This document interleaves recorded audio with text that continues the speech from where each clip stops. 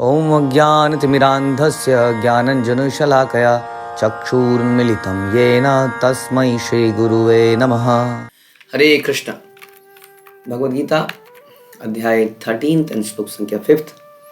ऋषिभिः बहुधा गीतं छन्दोभिः विविधैः पृथक् ब्रह्मसूत्र पदैः च एव हेतुमद्भिः विनिश्चिते। विभिन्न वैदिक ग्रंथों में विभिन्न ऋषियों ने कार्यकलापों के क्षेत्र तथा उन कार्यकलापों के ज्ञाता के ज्ञान का वर्णन किया है। इसे विशेष रूप से वेदांत सूत्र में कार्य कारण के समस्त तर्क समेत प्रस्तुत किया गया है। तो एक बहुत अच्छा रेफरेंस प्रभुपाद इसमें बताते हैं कि भगवान हर ज्ञान के स्रोत हैं। Krishna is the source of all knowledge. लेकिन आप फिर भी कई बार ऐसा देखेंगे कि भगवान ऋषियों के मत को बताएंगे, महान लोगों के मत को बताएंगे। ऑल्दो इज कृष्णा इज क्या कहते हैं, सारा ज्ञान वहीं पे आके समाप्त हो जाता है। लेकिन फिर भी वो कह रहे हैं कि प्रामाणिक लोग क्या कह रहे हैं, पूर्ववर्ती आचार्यों का, ऋषियों का, उपनिषदों का, वैदिक ज्ञान का, इन सब का कहना ऐसा है। इस चीज़ के बारे में इन लोगों ने डिटेलिंग करी है। तो भगवान हमेशा संसार में जब आते हैं, या इवन जब भगवान गीता में अर्जुन को बोलते हैं कि इदम इदम परंपरा प्राप्तम इदम राज ऋषियों विदुर, ये ज्ञान परंपरा से आता है। तो भगवान हमेशा इस परंपरा को एस्टैब्लिश करने का प्रयास करते हैं। गुरु शिष्य परंपरा, जिसमें भगवान इज द ओरिजिनल गुरु और वहाँ से वो नॉलेज आती है। और अगर उनके जो फर्दर जो गुरु शिष्य परंपरा है वो ईमानदार हैं, भगवान के प्रति सरेंडर हैं, तो भगवान की कही की बातों में मिश्रण नहीं करते हैं कुछ, और वो एज इट इज़ उस ज्ञान को आगे देते चले जाते हैं। क्योंकि उनका कोई अपना इंटरेस्ट नहीं है कि मुझे भगवान मानने लग जाएं, मुझे वो धन दे दें, तो ये इच्छा नहीं है। तो ज्ञान को एज इट इज़ ट्रांसफ़र करते रहते हैं। कई लोग ले लेते हैं, कई लोग नाराज हो जाते हैं, कई लोग मानते नहीं हैं। तो उससे उन्हें फ़र्क नहीं पड़ता, क्योंकि उन्हें वो सच्चाई आगे देनी ही है। प्रेम से देते हैं, कोशिश करते हैं, लेकिन कई लोग उसको नहीं मानते हैं। तो ज्ञान एज इट इज़ जाता है यदि वो समर्पित है गुरु परंपरा के प्रति। तो इसलिए भगवान हमेशा शास्त्रों का रेफरेंस देंगे, ऋषि मुनियों का रेफरेंस देंगे। इसलिए हम कहते हैं कि प्रभुपाद हमेशा कहते थे कि बुक्स आर द बेसिस। ये जो ग्रंथ हैं हमारे, ये बेसिस हैं किसी भी प्रचार कार्य का। संसार में ऐसे बहुत सारे गुरु आ गए हैं जिनका कोई जो अपने ही ग्रंथ बना लेते हैं। हमारे ग्रंथ प्रेस्क्राइब्ड हैं। ग्रंथ हमें किसने दिए, ग्रंथ में भी देने वाले हमारे कौन हुए, मुख्य रूप से वेद व्यास। वहाँ पर भी भगवान ने इतनी करुणा करी, खुद ही रचयिता भी बन गए। वेद व्यास का अवतार लिया कि कल को डिस्प्यूट होगा, कोई अपने ग्रंथ लिख देगा, कुछ लिखेगा, किसी को कुछ लिखने की जरूरत नहीं है। 108 मुख्य उपनिषद, 18 मुख्य पुराण, मुख्य की बात कर रहे हैं अभी तो।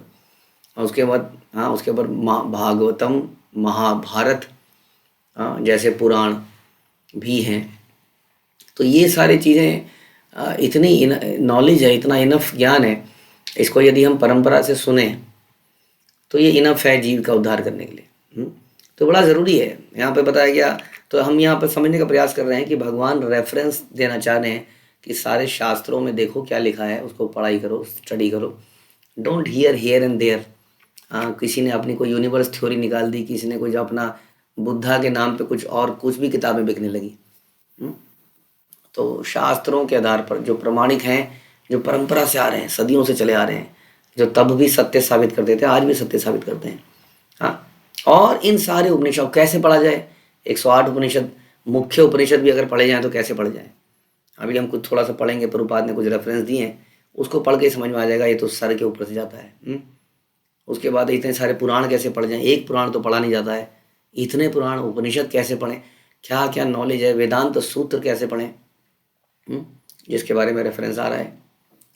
तो इसलिए हम सुनते हैं श्रीमद् भागवतम में कि वेद व्यास, जो कि इन सारे ग्रंथों के रचयिता हैं, जब उन्होंने इन सारे ग्रंथों को रचना करी तो उसके बाद कुछ कमी महसूस हो रही थी उनके अंदर, उनको कुछ कमी लग रही थी, संतुष्टि नहीं आ रही थी। तब उनके गुरु नारद मुनि, तो भगवान के गुरु, भगवान अक्सर संसार में आते हैं तो गुरु बनाते हैं, यह दिखाने के लिए कि गुरु आवश्यक है। Although I am Krishna himself, but मुझे ही ऐसा करना पड़ेगा ताकि बाकी लोग भी ऐसा करें।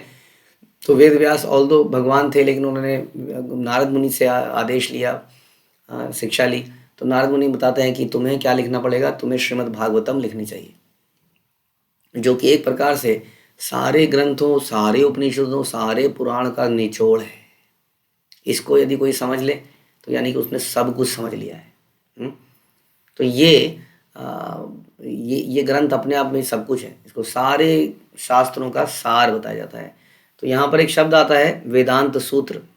भगवान कह रहे हैं कि ये जो कार्यकलाप हैं, बेसिकली जो हम चर्चा कर रहे हैं, कार्य क्षेत्र या क्षेत्र और क्षेत्रज्ञ, इसके बारे में, यानी कि आत्मा, शरीर, परमात्मा, भगवान, इन सब के बारे में कई सारे ग्रंथों में बहुत कुछ लिखा है। कई सारे ऋषियों ने, कई लोगों ने इसके ऊपर अपने एनालिसिस करे हैं, प्रैक्टिकल एग्जाम्पल्स दिए हैं। अब ये हम कैसे पढ़ेंगे? फिर बता रहे हैं कि वेदांत सूत्र में भी इसको प्रस्तुत किया गया है। अब वेदांत सूत्र भी वेद व्यास ने लिखा है, जो कि सारे वेदों को लिखने के बाद उन सारे वेदों का समराइज करके उसका निचोड़, वेदांत, वेदों का अंत है इसमें, सारा निचोड़ इसमें डाला गया। लेकिन वो वेदांत सूत्र को भी लोगों ने तोड़ मरोड़ डाला, खासतौर पे शंकराचार्य ने। शंकराचार्य के बारे में हम चर्चा करेंगे कभी। शंकराचार्य शिव जी के अवतार थे, उन्हें पर्पसफुली भेजा गया था, तो उन्होंने उसका, he is not at fault, Shiv ji हमेशा भगवान के भक्त ही हैं, वो कभी गलत कर ही नहीं सकते, उनको ऐसा आदेश था, वो एक अलग चर्चा है। बट इस वेदांत सूत्र को भी तोड़ मरोड़ दिया। क्यों? क्योंकि बहुत ही साधारण और हम जैसे लोग, कलयुग के लोग जिनकी बुद्धि ज़्यादा तेज नहीं है, उनको वेदांत सूत्र भी समझ में नहीं आने वाला है। क्योंकि जो सीक्रेट बातें हैं, जैसे कि स्कूलों में जब अगर कोई टीचर, कौन अच्छा टीचर होता है? टीचर अच्छा वो माना जाता है जो पढ़ाते पढ़ाते एग्जाम्पल दे, प्रैक्टिकल एग्जाम्पल दे, कुछ सवाल कराए, कुछ क्वेश्चन पूछे, तो बच्चों के ज़्यादा समझ में आती है। वेदांत सूत्र जैसे जो शास्त्र हैं, खासतौर पर जैसे भगवद गीता है, अब भगवद गीता में एग्जाम्पल नहीं मिलेगा आपको। भगवद गीता में बिल्कुल प्योरली ज्ञान चलता रहेगा। उसको डी कोड करने के लिए आचार्यों के कथन पढ़ने पड़ते हैं, सुनने पड़ते हैं, तब वो समझ में आता है।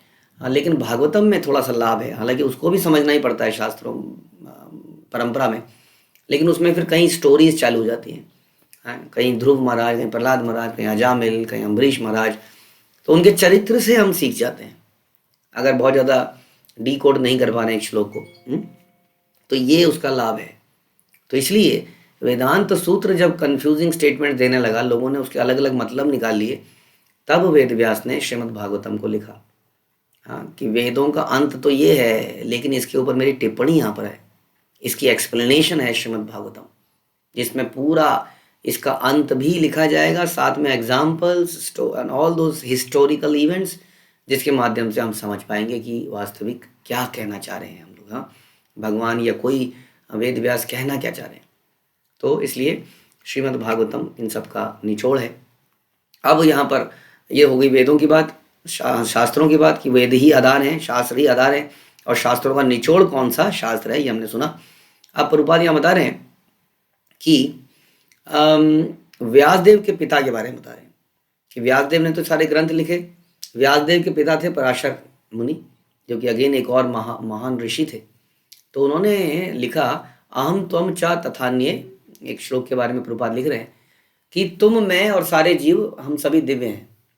भले ही हमारे शरीर भौतिक हैं, हम अपने अपने कर्मों के कारण इन 3 गुणों में फंस गए हैं। हमने इस क्षेत्र के आगे क्षेत्र में हम हैं तो क्षेत्रज्ञ, लेकिन अपने इच्छाओं के कारण हमें एक शरीर दे दिया गया है, और उस शरीर के अंदर जब तक हम रहेंगे तब तक ये 3 गुणों में प्रभावित करते रहेंगे। और इन 3 गुणों के अंतर्गत हम जो भी कार्य करेंगे, उन कार्यों का एक प्रतिफल पैदा होता चला जाएगा, राइट। यानी कि संसार में भगवान कहते हैं कि जो भगवान के लिए, प्रसन्नता के लिए कार्य नहीं करा जाता, वो कार्य संसार में एक रिएक्शन पैदा करता है। समझ रहे हैं आप? उस रिएक्शन को भोगने के लिए, चाहे वो अच्छा हो चाहे बुरा हो, हमें बार बार जन्म लेना पड़ता है।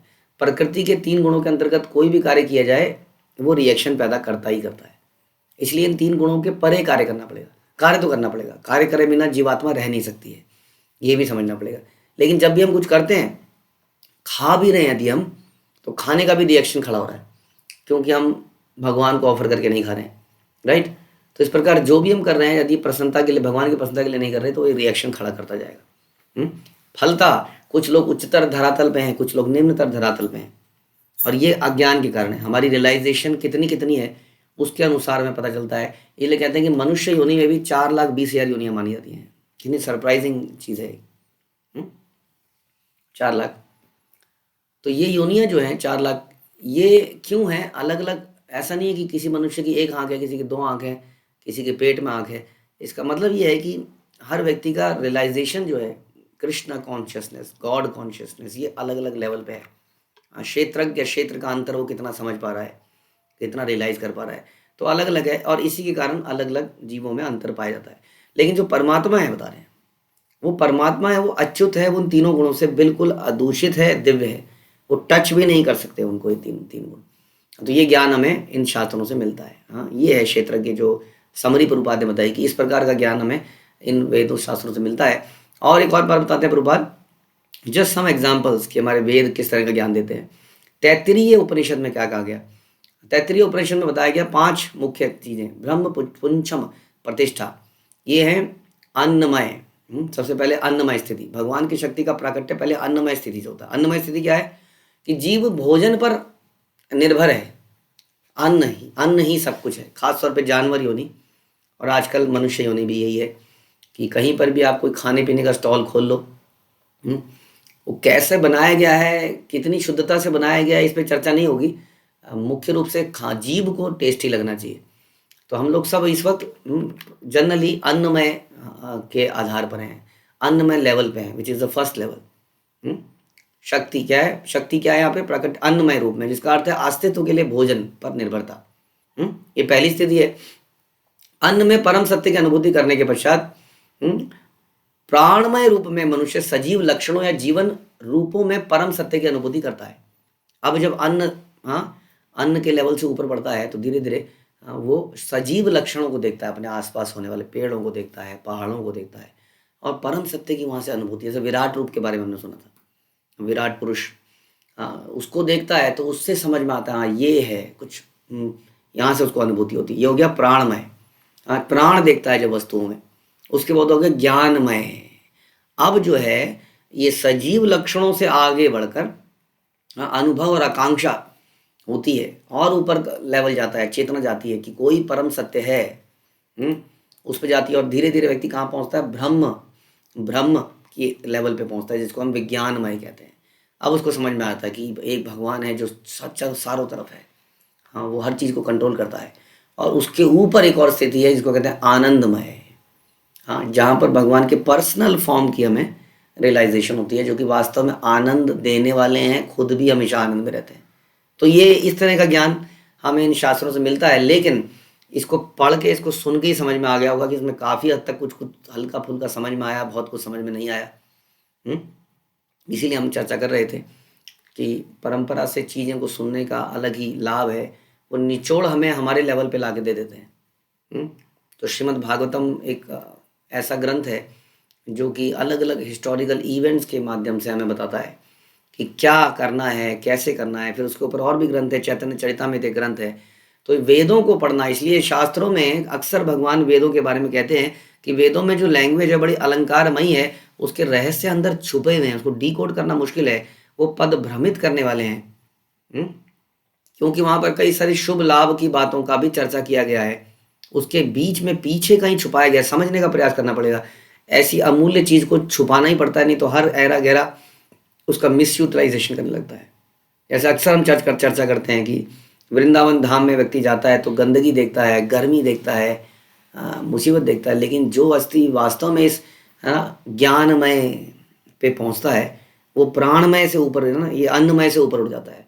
उसको वहाँ पे, जैसे कि जो अन्नमय स्थिति वाला वृंदावन में जाता है, वो वहाँ की दही खा के आता है, वहाँ के जो चाट पकौड़ी खा के आता है, पेड़े खा के आता है। तो धीरे धीरे जो व्यक्ति वहाँ पर थोड़ा और आगे प्राणमय है, वहाँ पे कई कई जगह पर उसको वृंदावन के जो ग्रामीण क्षेत्र है वो उसको अट्रैक्टिव लगने लगता है। लेकिन धीरे धीरे जब आगे बढ़ता है और ब्रह्म आनंदमय की स्टेट में पहुँचता है, तब उसको भगवान की अनुभूति उसके हर जगह पर होने लगती है। उस वृंदावन में जाके उसको किसी ऐसी चीज़ का एहसास नहीं होता जो हमें दिखता है। तो ये चेतना का लेवल है, जो कि वास्तव में हम जब गुरु परंपरा से आते हैं तो हमें समझ में आता है। तो इसलिए भगवान हमने समझा कि कैसे भगवान बता रहे हैं कि शास्त्र ही आधार है, लेकिन हमने साथ में एक चीज़ और समझी कि ये शास्त्र भी हमारे लिए बड़े कंफ्यूजिंग हो सकते हैं। इसलिए शास्त्र को गुरु परंपरा में सुन के उसके निष्कर्षों को कर देना ही हमारे लिए भलाई है, क्योंकि जैसे जैसे कलयुग आगे बढ़ता जा रहा है, ये एनालिटिकल माइंड में इतनी शक्ति नहीं रही है अब इन चीज़ों को समझने की। इसलिए बेस्ट वही है जिसने रियलाइज़ किया, हाँ, वो जैसा जैसा बोल रहा है उसको करते जाइए। शिला प्रभुपाद एक रियलाइज्ड व्यक्ति थे, जैसा जैसा वो बोले जाएं हमें करने में ही भलाई है। हरे कृष्णा। शिला प्रभुपाद की जय, भगवद गीता की जय।